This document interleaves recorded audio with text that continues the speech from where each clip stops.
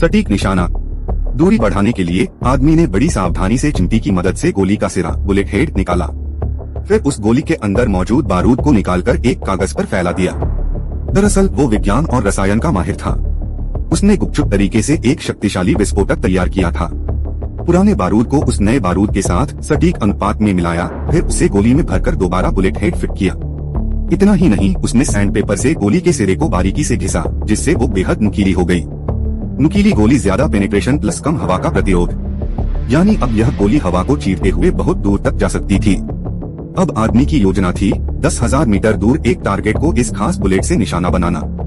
उसने जल्दी से अपनी स्नाइपर राइफल असेंबल की और फिर रेंज फाइंडर टेलीस्कोप से टारगेट तक की सीधी दूरी मापी 1089 मीटर। चूंकि दूरी काफी थी, उसे पता था कि गुरुत्वाकर्षण का असर गोली की दिशा पर होगा।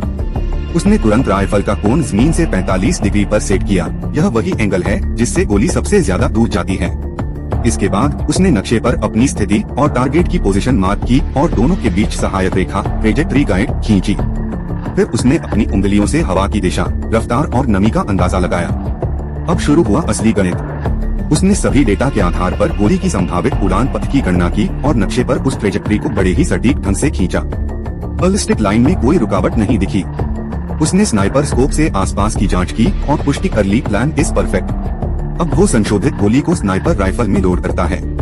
क्योंकि टारगेट बहुत दूर था, उसने मोबाइल स्क्रीन के जरिए लाइव फीड पर नजर रखी।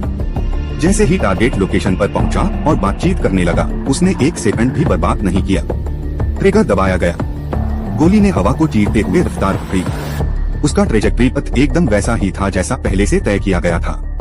आदमी अब बस मोबाइल स्क्रीन पर अंतिम परिणाम का इंतजार कर रहा था और निशाना अचूक था। गोली ने टारगेट को सीने के बीचों बीच मारा। वो वहीं ढेर हो गया, लेकिन उस शूटर के चेहरे पर कोई भाव नहीं था। यह सब उसकी योजना का हिस्सा था। फौरन उसने बंदूक समेटी, जमीन से खाली कारतूस उठाया और किसी हुक की तरह वहां से गायब हो गया।